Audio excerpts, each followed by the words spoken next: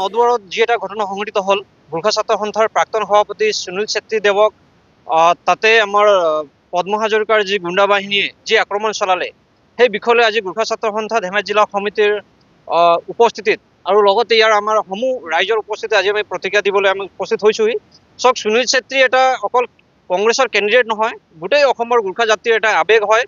কিয়নো গোৰ্খা জনগোষ্ঠীৰ যিমান সমস্যাসমূহ আছে, এই সমস্যাসমূহলৈ আজিলৈকে কংগ্ৰেছৰ হওক বা বিজেপিৰ কোনো এজন বিধায়কে বিধানসভাত আজিলৈকে বিষয়সমূহ উপস্থাপন কৰা নাই। সেইবাবে অসমৰ ৰাইজে এতিয়া ভৰসা সুনীল ছেত্ৰীৰ ওপৰত। সকলোৱে ভাবিছে যে সুনীল ছেত্ৰীয়ে বিধানসভাত গৈ গোৰ্খা ৰাইজৰ সমস্যাসমূহ বিষয় উপস্থাপন কৰিব। কিন্তু অতি দুখৰ বিষয় যে এই নদুৱাৰত পদ্ম হাজৰিকাৰ নেতৃত্বত গুণ্ডা বাহিনীয়ে তেখেতক বাৰে বাৰে অত্যাচাৰ চলাই আহিছে। তাত থকা আমাৰ গোৰ্খা জনগোষ্ঠীৰ লোকসকলক ভয় ভাবুকি প্ৰদান কৰি তাত নিৰ্বাচনৰ পৰা তেখেতসকলে আঁতৰাই ৰখাৰ মানে কিবা চলাই আছে।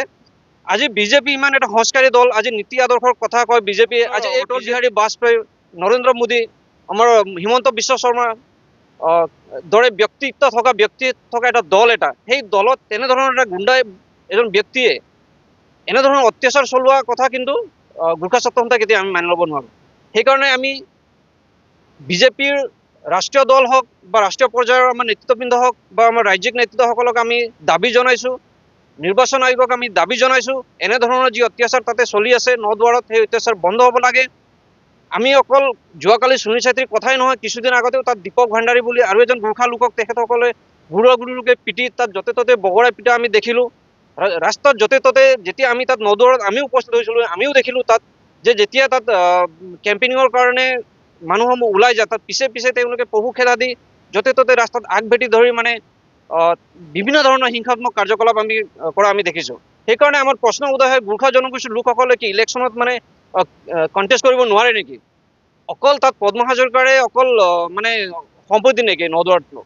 সেইবাবে আমি পুনৰবাৰ আমি দাবী জনাইছোঁ গোটেই আমাৰ দলীয় নেতৃত্বসকলক, বিজেপিৰ দলীয় নেতৃত্বসকলক, যে অনাগত দিনবোৰত যদি এনেধৰণৰ কাৰ্যকলাপ যদি সংঘটিত হৈ থাকে, যদি পুনৰ যদি তেখেতসকলৰ ওপৰত যদি আক্ৰমণ হয়, ইয়াৰ প্ৰভাৱ কিন্তু গোটেই অসম জুৰি পৰিব। আৰু তাৰ বাবে গোটেই অসমৰ ৰাইজে ওলাই আহিব আৰু বিভিন্ন ধৰণৰ প্ৰতিবাদী কাৰ্যসূচী আমি গ্ৰহণ কৰা হ'ব। সেইবাবে আমি সকলো বিজেপিৰ যিসকল ৰাষ্ট্ৰীয় পৰ্যায়ৰ নেতৃত্ব হওক বা ৰাজ্যিক নেতৃত্বসকলক আমি এই পদ্ম হাজৰিকাৰ নামৰ গুণ্ডাটোক নাকি লগাবৰ কাৰণে আৰু তেখেতক মানে হেঁচা প্ৰয়োগ কৰি তাতে যাতে সুস্থভাৱে এটা নিৰ্বাচন, গণতান্ত্ৰিক নিৰ্বাচন সংগঠিত হয়, সেইটোৰ ব্যৱস্থা গ্ৰহণ কৰিবলৈ আমি দাবী জনাইছোঁ।